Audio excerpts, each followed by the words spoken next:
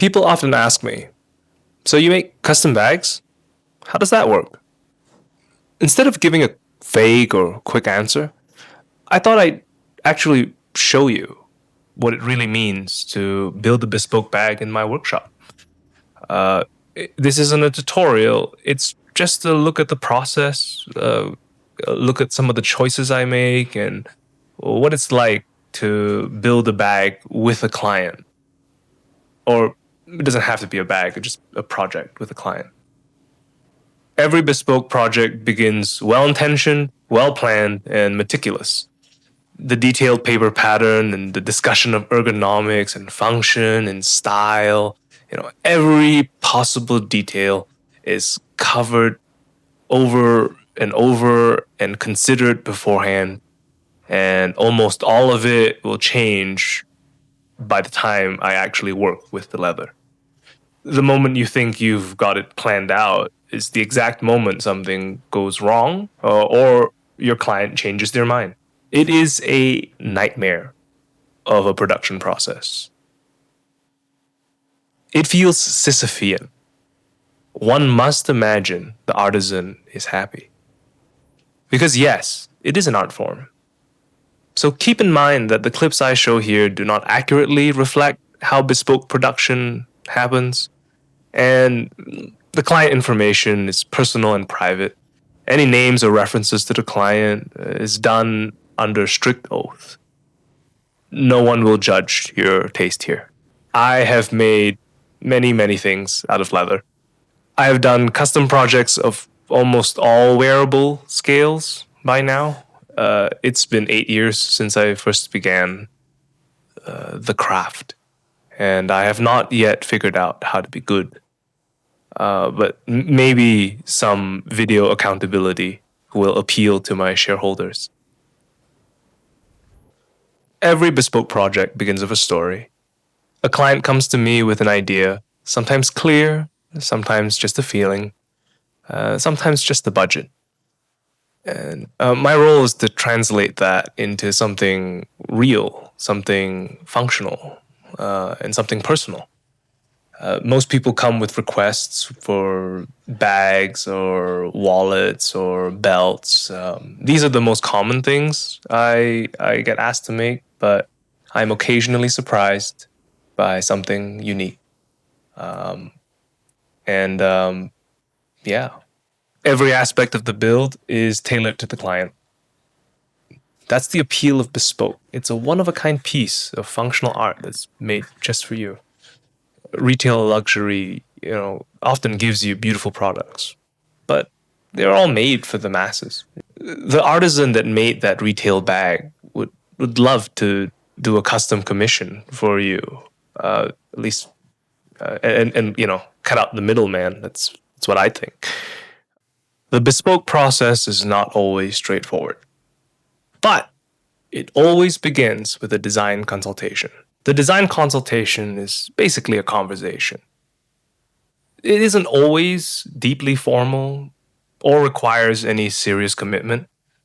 But that being said, I do start billing once I have to do math, or I start turning, lines into ideas into lines on paper.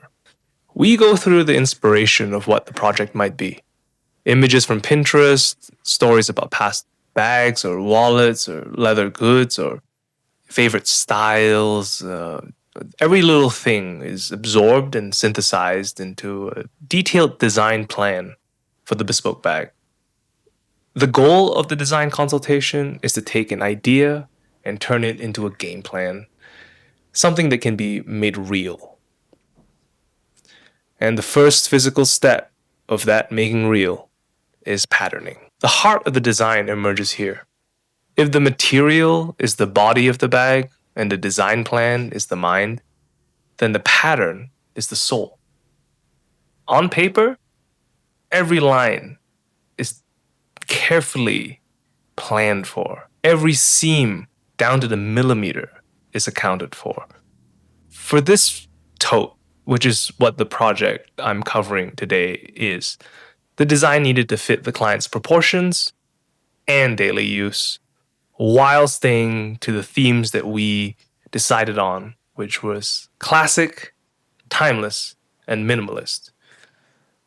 So the theme is what the client and I decide will be the main focus points for the project. Every project has a different theme. Some people prefer practical and utilitarian designs, and some people prefer lightweight and seamless designs, and others prefer something entirely different. Sometimes people ask me to copy a design from somewhere else. And here's a disclaimer: I typically don't do copies. I don't like the idea of copying other people's work.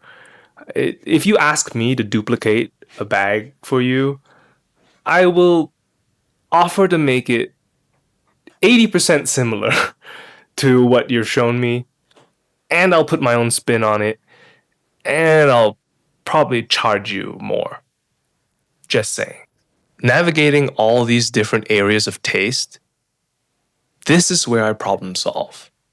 I test and I adjust and I refine until the idea feels right in the hand, until the pattern comes alive. Next comes the leather. Choosing the right hide is as important as the design itself. I show clients all the options. Some are too soft, some too delicate, some too heavily finished. It's really overwhelming sometimes. There are hundreds of different leathers to choose from, and as the artisan, it is my job to guide the client towards what fits them best and for what they want.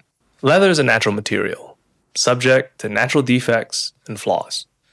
And unless the client is okay or wants something more rustic, finding the right hide in the right size and color and finish and quality, that can also be a challenge. For this commission, we chose this Bérenia Faubourg from the Haas Tannery in France in chocolate brown, famously used by Hermes in their most prestigious bags, the ones that you can only buy at Sotheby's at auction, or if you're one of those insiders. It has what the client is looking for: the right strength, unmatched character and color.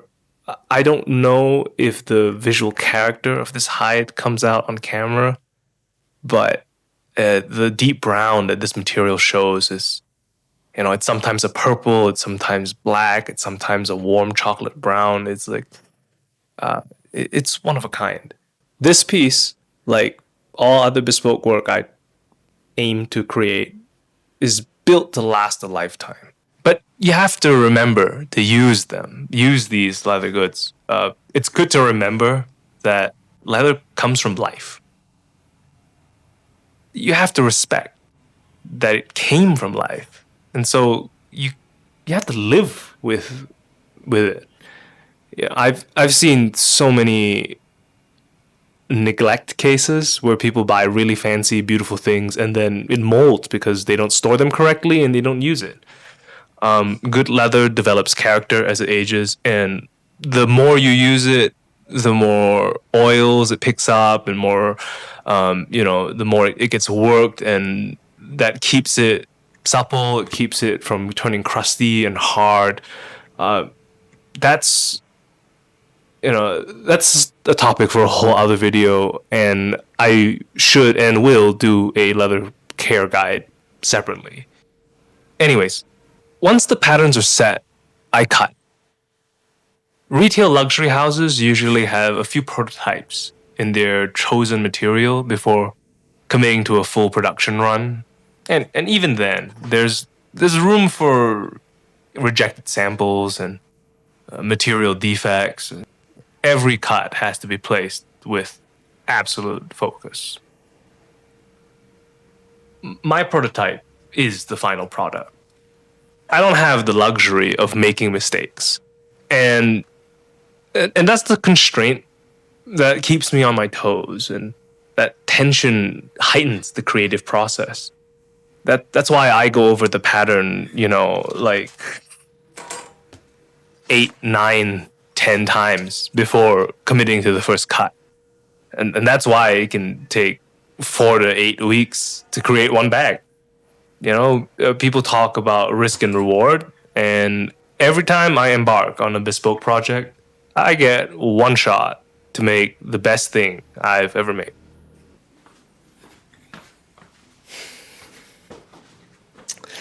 From here, the bag begins to take form. Dry fitting shows me how the pieces align, and the construction is about finding the right sequence. What to stitch first, what reinforcements go in, how they go in, how the hardware integrates. It's not just following a plan. Bespoke work always involves improvisation, solving problems as they appear, making adjustments on the fly to keep the design aligned with the vision co-created with the client. Some things are impossible in the material, and I kind of take executive override and just do it the way that can work. Sometimes these improvisations are tricky and need quite a bit of problem solving in the moment. And it's not an afterthought. It's not a shortcut. It's like embellishments in a jazz performance. And this is where all the work has led to. The finished bag. Simple in appearance, but behind it are hundreds of small choices. It's all made for one person. So, when someone asks me, how does bespoke work? This is my answer. It's not quick, it's not mass produced, and it's not for everyone.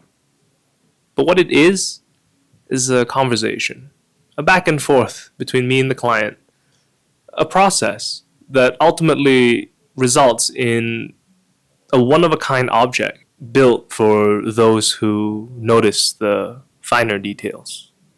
Thank you for watching. If you're inspired to commission your own bespoke project with me, reach out at my website linked in the description. It's been one hell of a process to film all this. So if you could leave a comment or like, that would really help. And yeah, I'm always looking forward to starting the next long conversation. Yeah. Like and subscribe.